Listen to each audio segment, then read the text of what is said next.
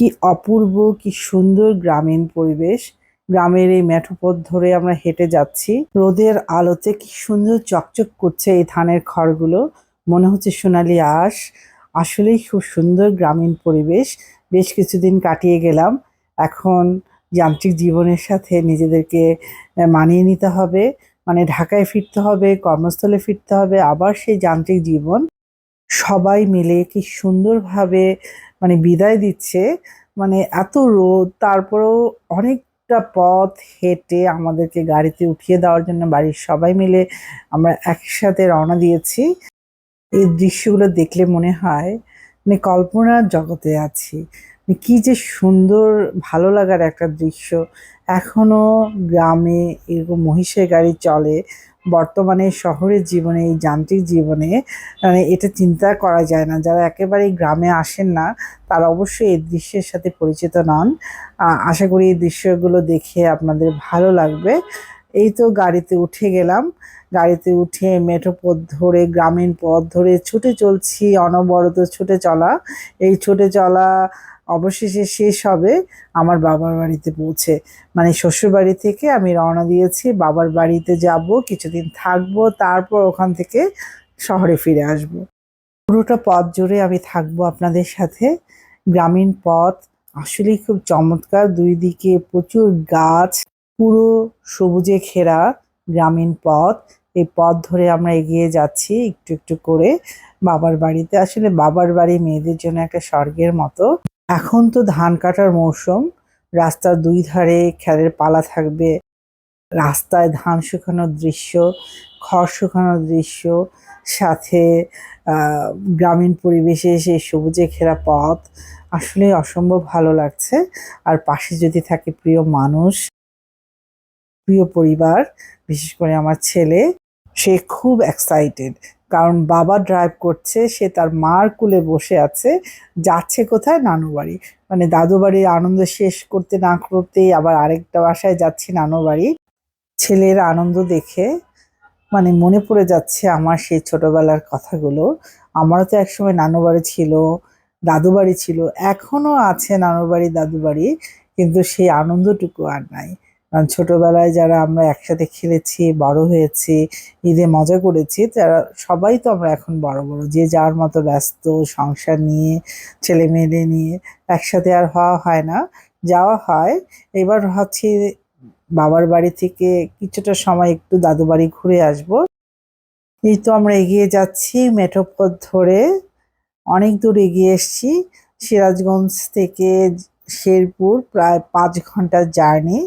মাঝে আমরা যমুনার নদী পাবো। সেই যমুনা নদীর ধারে একটু দাঁড়াবো, সে দৃশ্যও আপনাদের সাথে শেয়ার করব।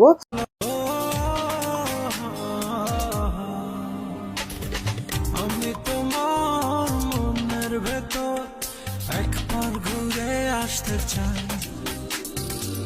আমার কতটা ভালো।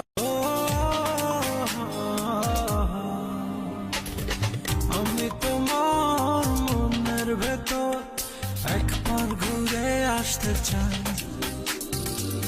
আমার কতটা ভালো। আমি তোমার মনের ভেতর একবার ঘুরে আসতে চাই, আমার কতটা ভালো। আমি তোমার মনের ভেতর একবার ঘুরে আসতে চাই, আমার কতটা। যমুনা নদীর কিছু অংশ আমরা পাবো যদি সরিষাবাড়ির ভিতর দিয়ে যাই। মানে জামালপুর সরিষাবাড়ির ভিতর দিয়ে বাইপাস দিয়ে যদি আমরা যাই, তাহলে যমুনা নদীর তীর ঘেঁষে আমরা যেতে পারবো। ভাবছি যেহেতু যাচ্ছি, এনজয় করতে করতে একটু ঘোরা হোক, আমরা একটু যমুনা নদীর পার ঘেঁষেই যাব ইনশাল্লাহ। এখন যেটাতে উঠেছি সেটা হলো যমুনা ব্রিজ। এইটার কথা কিন্তু আমি বলছি না। যমুনা ব্রিজ পার হয়ে হাতের বাঁ দিকে টাঙ্গাইল কালিহাতী হয়ে সরিষাবাড়ি হয়ে জামালপুর যখন যাব, তখন কিছুটা ছোঁয়া পাবো যমুনা নদীর। তখন একটু দাঁড়াবো, একটু নিঃশ্বাস নিব, ছবি তুলবো, একটু এনজয় করব। অবশ্যই আপনাদের সাথে সেই দৃশ্যটা অবশ্যই শেয়ার করবো ইনশাল্লাহ। আমরা এগিয়ে যাচ্ছি, সরিষাবাড়ির ভিতরে কিন্তু ঢুকে গেছি অলরেডি। কারণ 5 ঘন্টা তো আর আপনাদের সাথে আমি মোবাইল ফোনে থাকতে পারবো না, এটা সম্ভবও না। প্রায় সরিষাবাড়ির ভিতরে আমি ঢুকে গেছি।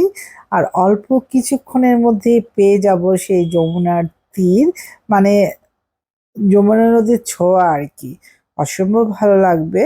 আমার তো ভালো লেগেছে। আমি গাড়ি থেকে নেমে কিছুক্ষণ নিঃশ্বাস নিয়েছি, ছবি তুলেছি।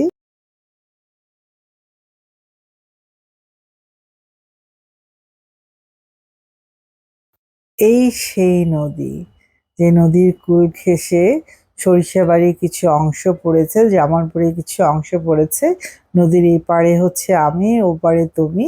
মানে আমার হাজবেন্ডের বাড়ি হচ্ছে যমুনার ওপার, আমি হচ্ছে এপার।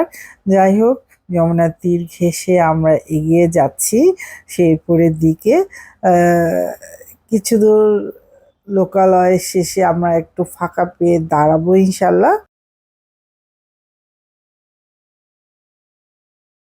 এটা হচ্ছে লোকাল বাজার, এখানকার সরিষাবাড়ির লোকাল বাজার। বাজার মানেই মানে গ্রামীণ বাজারগুলো দেখতে বেশ ভালোই লাগে। এই হচ্ছে সেই যমুনা নদীর কিছুটা ছোঁয়া। এখানে গাড়ি দাঁড়িয়েছি, আমরা গাড়ি থেকে নেমে এই দৃশ্যটা আপনাদের সাথে শেয়ার করলাম। কি বিশাল!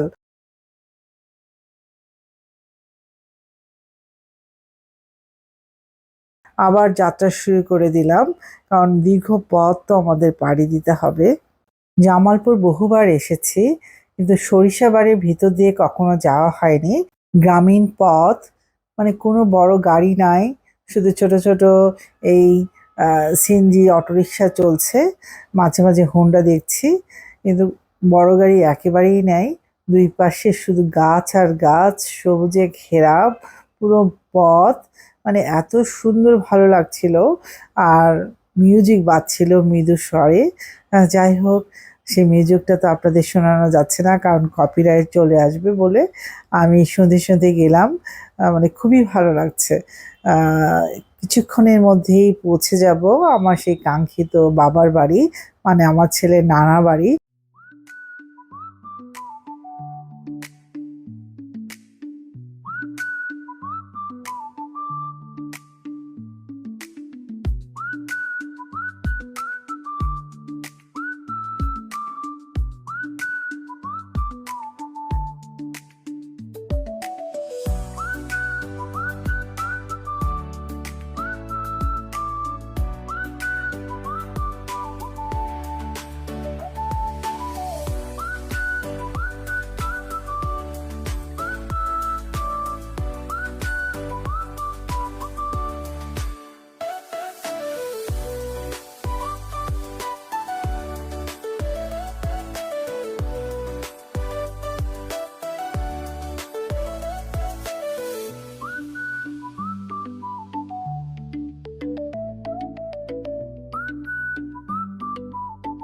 ওই তো দূরে, বহু দূরে আমার চাচা দাঁড়িয়ে আছে গেটের সামনে।